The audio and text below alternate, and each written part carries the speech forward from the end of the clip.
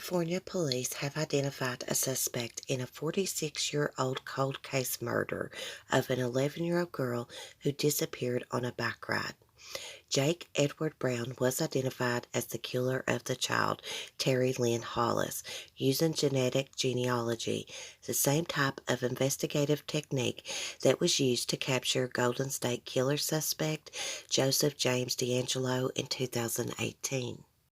His DNA was 1 in 20 septillion match to the evidence collected from Terri Lynn Hollis. Torrance Police Chief Eve Irvin said at a press conference Wednesday, Brown, who had previous rape arrests, died in Arizona in 2003. Terri Lynn disappeared from her home in Torrance on Thanksgiving Day in 1972.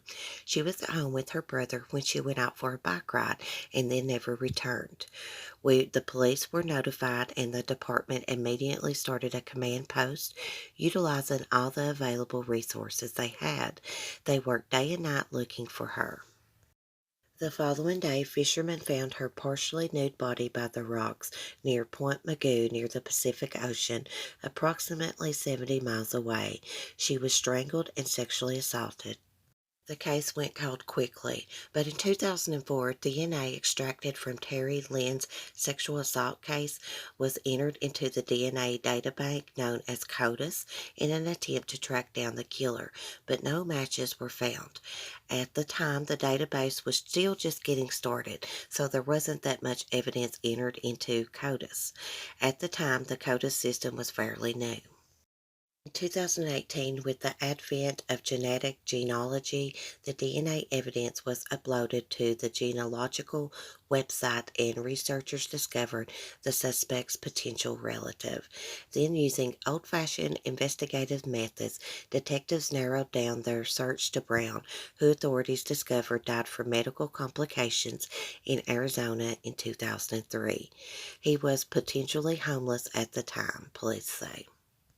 Police learned that Brown had been arrested in Los Angeles in April 1973 for the rape of a minor 6 months after the murder of Terri Lynn.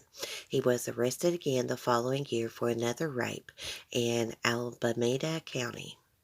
Police exhumed Brown's body, also known as Thomas Tracy Burham, from Maricopa County Cemetery and took pieces of the bone. The bone fragments were sent to Florida DNA Lab, which successfully extracted DNA, confirming Brown's role in the murder. It's amazing that we've come to this day, Terri's brother Randy Hollis said at Wednesday's news conference, according to ABC. A lot was taken from us that day, and throughout my life, Hollis said, Thanksgiving Day, I will always allow for a private moment to remember Terri. Thanks for watching, guys. As always, leave me your thoughts and opinions below in the comment section. I'm so happy that police were able to bring some closure to this family. I remember hearing about Terri's story my whole life, and I'm so glad this case has been solved.